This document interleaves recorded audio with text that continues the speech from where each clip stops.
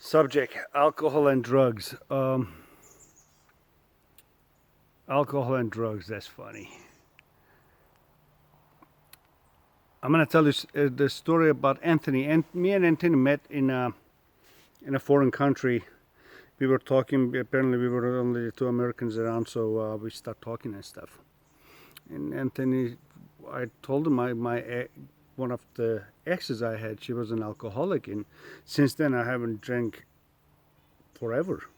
I mean, I don't even, maybe once a year, maybe, and I will have one, and that's it. And he said, "Yeah, I will go get off work, go home, have a beer, relax, and I'm good." And I tried to explain Anthony. Anthony was a very young, bright kid. He was young too. He was about 10, 15 years younger than me. I tried to explain Anthony that the reason why people drink and do drugs is because they have a problem with their reality. In their realm, there is something that doesn't sit right, and what we call altering perception. They try to alter their perception of their reality with alcohol and drugs, uh, so they don't have to feel it. Now, most people, just like Anthony, would say, "No, man, I don't." That's what Anthony said. "No, man, I don't have a problem. I just have a beer or two to relax." So that's why I said to Anthony, "Okay, so a beer or two help you relax." Yeah. So what is there that doesn't allow you to relax without the beer? Anthony looked at me like something just smacked him in the back of the head. He looked at me because he was a really bright kid. He took that suggestion, he looked at me, he said, "Huh, never thought about it that way. If it relaxes you, that means you need some substance to relax you because you are not relaxed." See, I don't drink at all. I don't smoke weed. I don't do any kind of drugs at all. Okay, I can't say that. By definition of a drug is a substance that alters or changes the body function. So when you drink coffee, it increases your metabolism, it increases your neurological responses. So yes, it is a drug. So let me just say, I don't drink alcohol and I don't do illicit drug. I don't even do weed because I am relaxed. If I have a problem with my reality, I will go find that problem, address the problem, and it's gone. Just because you go get hammered, not to feel the sense of neediness because your boyfriend dumped you, because you feel unlovable, just because you feel abandoned. You getting hammered does not fix that problem tomorrow morning. Tomorrow morning you got up shit-faced with a headache. You probably threw up a couple of places. You probably did something really stupid that you wouldn't do if you weren't drunk. You look at this person next to you in the bed like, "Who the fuck is that?" Like, yeah, we all been there, done that, okay? And there ain't no angels in here. I've been there, done that many times, and if you want to get better, if you want to live a better, healthier life, you have to find the issue that you have with your realm and solve it. So Anthony, from there, he started thinking what the problem could be, and he found the problem, and he messaged me and he said, "You know what, bro? I don't even feel like having a beer or anything because once you stop drinking beer for a while, it tastes like butt. Oh my God, it tastes horrible.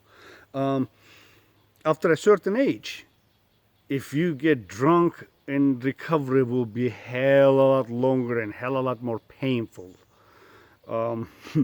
So if you are dependent on a substance to feel happy, if you depend on a substance to feel relaxed, first you have to be honest to yourself about why you are using this substance, whatever that substance is. I know most of you are not going to agree with me. It's like, yeah, I have a lot of friends that say, "Yeah, man, I smoke weed because it makes me feel good." Well, why wouldn't you feel good before you start smoking it then? I mean, really. If you ask any cigarette smoker, when they're mad, they light up a cigarette. I smoked for 14 years. It makes you feel calm. Cigarette has nothing to do with your calmness. You just correlate it that way, really. In the meantime, you get esophageal cancer, lung cancer, and all the other fucking cardiovascular diseases because you just plugged your arteries with tar and nicotine. Ooh, yeah, that's a great solution for a problem there, buddy. So, if you happen to resort a problem solving to a substance, there's something wrong on that equation. And I'm hoping you are at the maturity level to understand this, because if you try to explain this to a 22-year-old, more than likely, I'm not saying never, more than likely he or she is not going to understand it. This is why not everybody can coach everybody, and not everybody is a good fit on coaching to all the people. There's no one shoe fits all. Suggestibility comes with maturity and respect to one another, and the younger you get, that maturity diminishes. And men, I'll be happy to admit, men mature after 40 years of age, and some don't mature at all. We have 50-year-old babies. Okay, so that normally does not apply to women, because women tend to mature a lot earlier because of the motherhood. You have to mature when you have two kids depending on you. You have no choice. So they mature a little bit faster and better. That doesn't make them a superior being to men. That's what nature is. Why is cheetah the fastest running animal? I don't know. I didn't make him. It's just how it is. That's how I look at it. Nobody's better than anybody. We are all equal. So if you trying to get yourself better, if you're trying to live a healthier, substance-free life, start thinking.